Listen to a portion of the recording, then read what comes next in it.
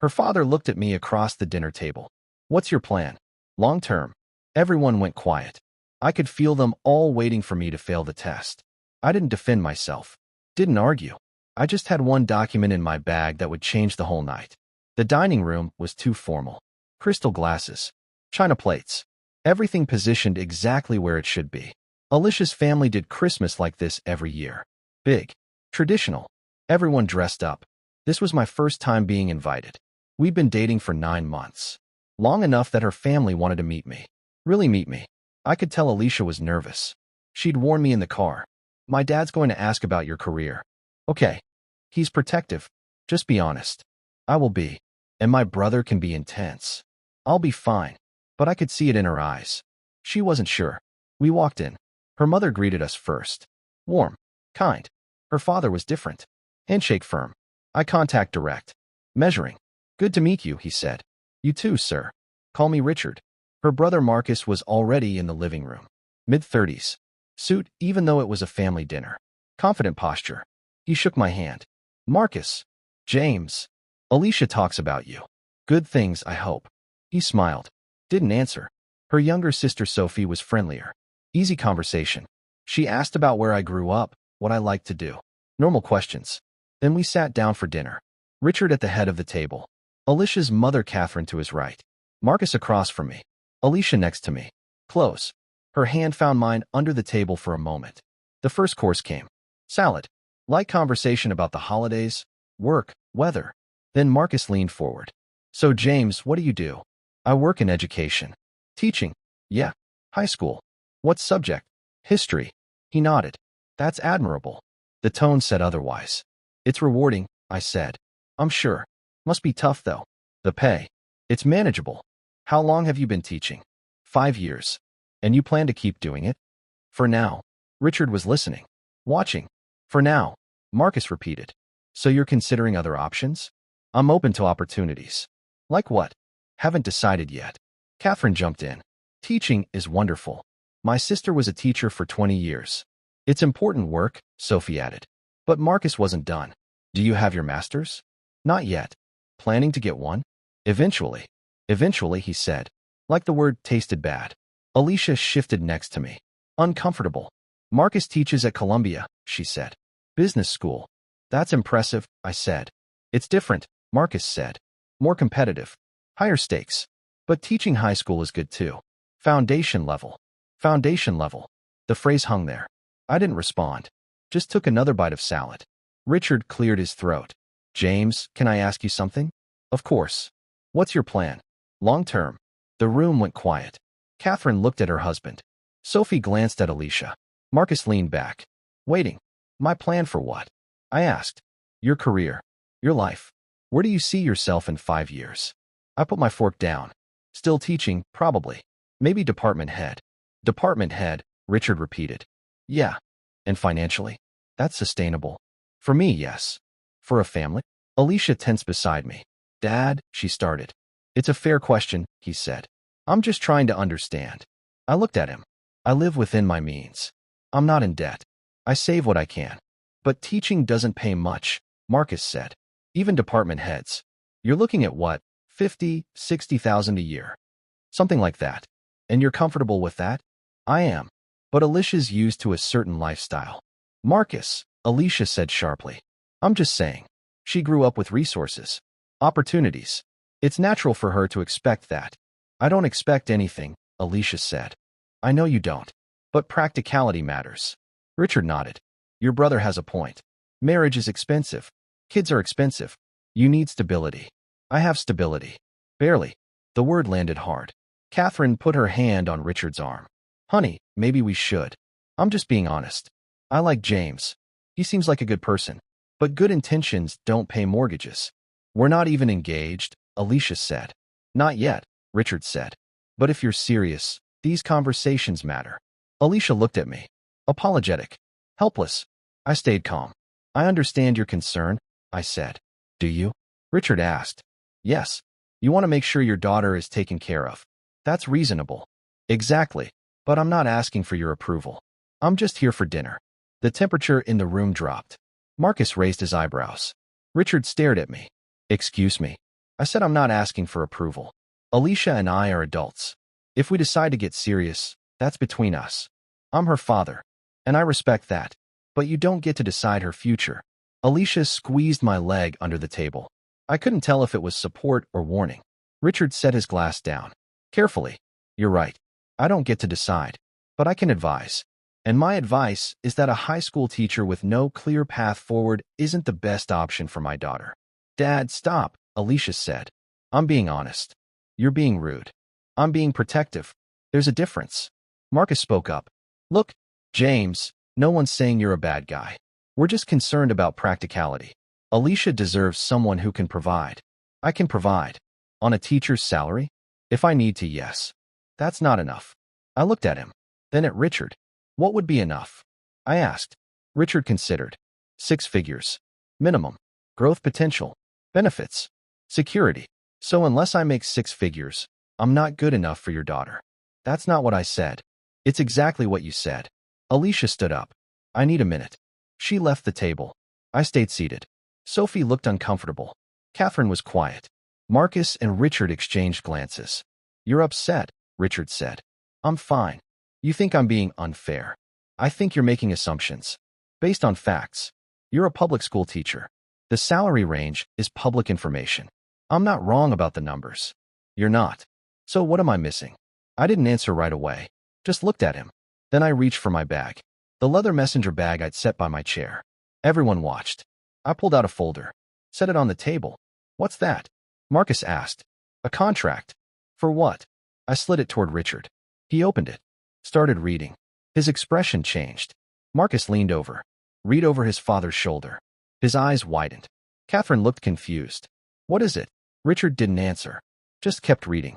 Sophie tried to see. Dad. Finally, Richard looked up at me. You wrote a book. I did. A textbook. On modern American history. Yes. And it's being published. It was published 6 months ago. Marcus was still reading. This is an advance. Initial advance. Yes. For how much? 200,000. The room went silent. Catherine blinked. 200. Plus royalties, I continued. It's being used in 43 school districts so far. Expanding next semester. Richard flipped through the pages. Reading the terms. You didn't mention this, he said quietly. You didn't ask what I did outside of teaching. I asked about your career. Teaching is my career.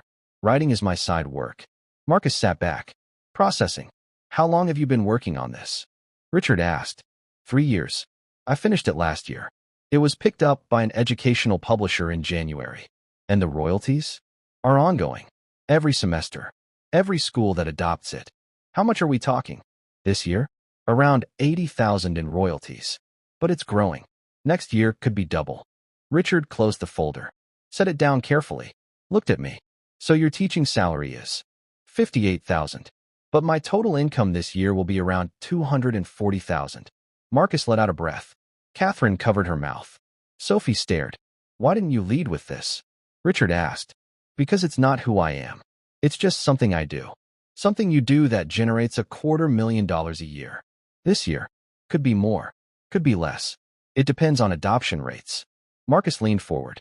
Do you have other projects? I'm working on a second textbook. Different subject. Should be done by next fall. With the same publisher? Yes. They want a series. Richard picked up the folder again. Looked at the letterhead. The signatures. The official stamps. This is legitimate. It is. And you've been sitting here letting us lecture you about money. You weren't lecturing. You were concerned. That's fair. But you knew. I knew I didn't need to defend myself. Not with words. He stared at me. Then nodded. Slowly. I underestimated you. Most people do.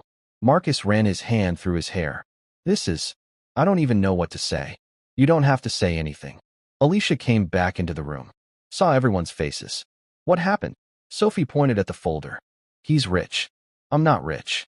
You made $200,000 this year, Marcus said. Alicia looked at me. Shocked. What? I wrote a textbook. It did well. You wrote when? The past few years. I didn't mention it because it wasn't relevant. Not relevant. To us. To our relationship. I'm still the same person. Richard stood up. Walked over to me. Extended his hand. I apologize. I was out of line. I shook it. Apology accepted. You could have corrected me earlier. I could have, but I wanted to see how far you'd go. He almost smiled. That's fair. Catherine finally spoke. Why didn't you tell Alicia? I did tell her. Just not about the money. She didn't know? Alicia shook her head. I knew he was writing. I didn't know it was this. Because it doesn't change anything, I said. I'm still teaching. Still doing what I love. The book is just extra. Extra, Marcus repeated. He laughed. Extra $200,000. This year. It might be less next year. Or more. Maybe. Richard sat back down. I need to process this. Take your time. He looked at Marcus. Did you read the contract? I did. Thoughts? It's solid. Professionally drafted. The terms are generous. Renewable. If the second book performs similarly, he's looking at $500,000 annually within 2 years. From textbooks. From textbooks. Richard shook his head. I've been in finance for 30 years. I've never seen someone monetize education content like this. It's not common, I said. But it's possible. If you understand the market. And you're willing to put in the work. 3 years of work. While teaching full-time. He whistled softly. That's discipline. It's necessity. I wanted to create something better than what was available. And you succeeded. So far. Catherine was smiling now. This is wonderful.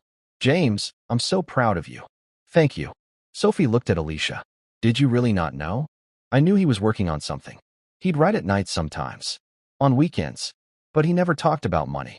I just thought it was a passion project. It is, I said. The money's just a byproduct. Marcus leaned forward. Can I ask you something? Sure. Why do you still teach? If you're making this much, why not focus on writing full-time? Because I love teaching. The writing is meaningful, but the classroom is where I make the real impact. I'm not giving that up, even if the books take off. Even then. He nodded. That's respectable. Richard picked up his wine glass. I misjudged you. You were protecting your daughter. I don't blame you. Still, I should have asked more questions before making assumptions. Most people make assumptions. It's easier than asking. Is that why you didn't volunteer the information? Partially, but also because I wanted you to see me first, not my income. And we failed that test. You were cautious. That's different. Alicia sat down next to me again. Took my hand. I can't believe you didn't tell me. I was going to. Eventually. When it mattered. It matters now. Does it? She looked at me. Really looked. No, she said quietly. You're right. It doesn't.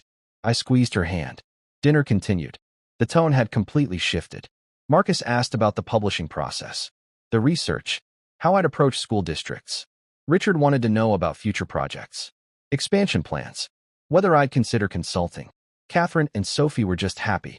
Relieved maybe. Alicia was quiet. Watching me. Trying to reconcile this new information with the person she knew. After dessert, Richard pulled me aside. We stood in his study. Wood paneling. Leather chairs. Old books. I need to apologize again, he said. You already did. Not properly. I was dismissive. Condescending. I treated you like you weren't good enough for my daughter based on incomplete information. You were looking out for her. I was. But I did it poorly. I didn't disagree. He walked to his desk. Picked up a photo frame. Him and Alicia when she was younger. She's my only daughter, he said. Marcus and Sophie are important, but Alicia, she's different. I've always been harder on the men she dates. I understand. Do you? I would be too. If I had a daughter. He nodded. Set the frame down. You're not what I expected. What did you expect? Someone flashier. Someone who led with their accomplishments. That's not who I am. I see that now. He extended his hand again. Welcome to the family. Officially. I shook it. We're not engaged. Not yet. But you will be. I can tell.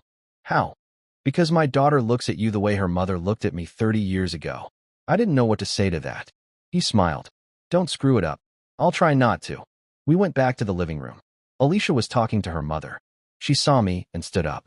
Can we talk? Outside. Sure. We walked out to the back patio. Cold. Clear. Stars visible. She turned to me. Why didn't you tell me? About the book? About the money. Because it's not important. James, you make $250,000 a year. That's important. To who? To everyone. But not to us. Not to our relationship. She crossed her arms. I feel like I don't know you. Yes, you do. You know exactly who I am. I'm the same person I was this morning. The same person I was when we met.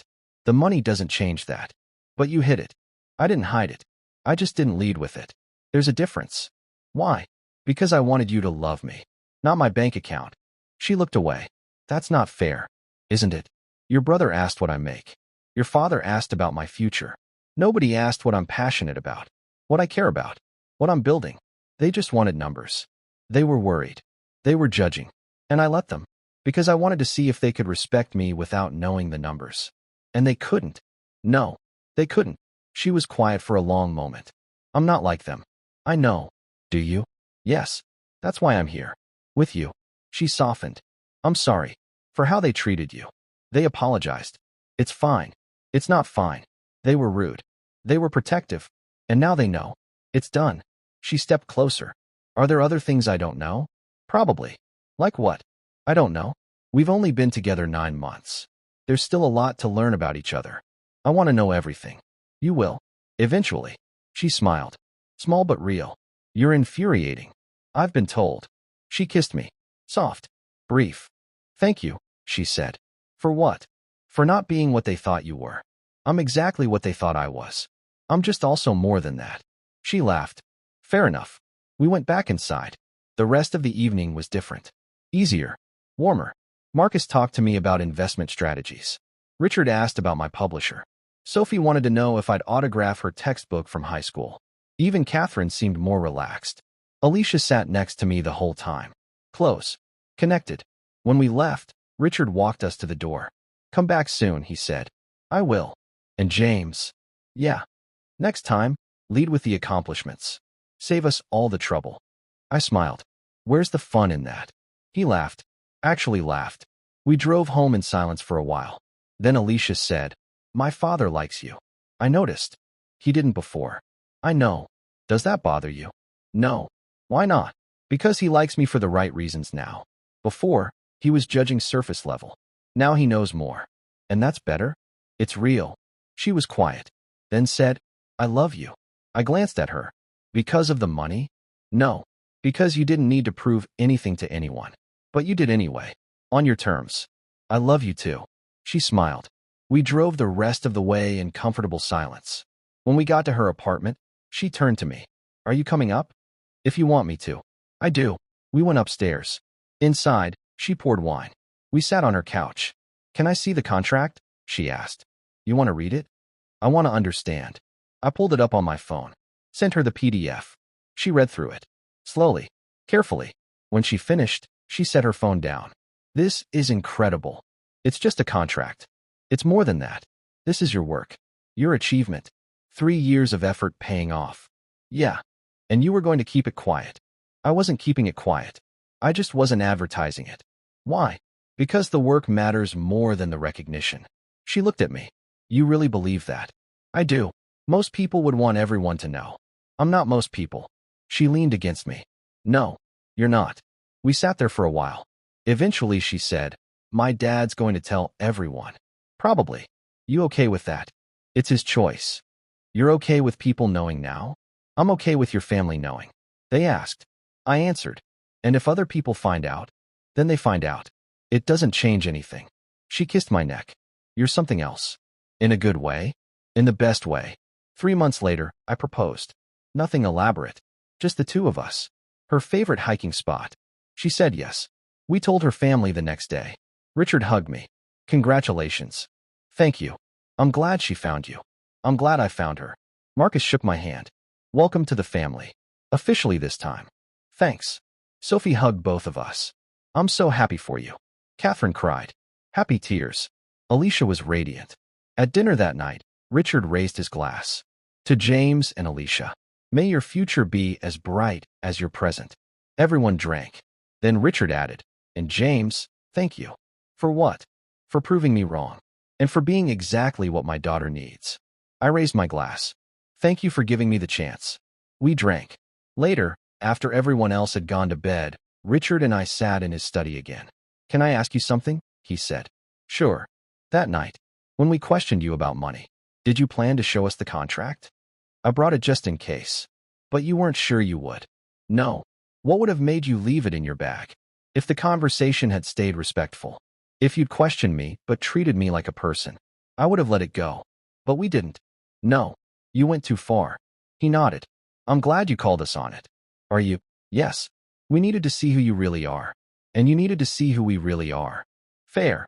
He poured more scotch. You're going to be good for her. I hope so. I know so. We sat in silence for a while. Then he said, one more question. Go ahead. If we'd accepted you without seeing the contract, if we'd respected you as just a teacher, would you have ever told us? I thought about it. Eventually. But it wouldn't have mattered as much. Because we would have already accepted you. Exactly. He smiled. You're smarter than I gave you credit for. Most people are. If you give them the chance. He raised his glass. To second chances. I raised mine. To second chances. We drank. And that was that. Her family said I had no future. I said nothing. Then I showed them my contract. And proved that futures aren't built on assumptions. They're built on work nobody sees. Until the moment it matters.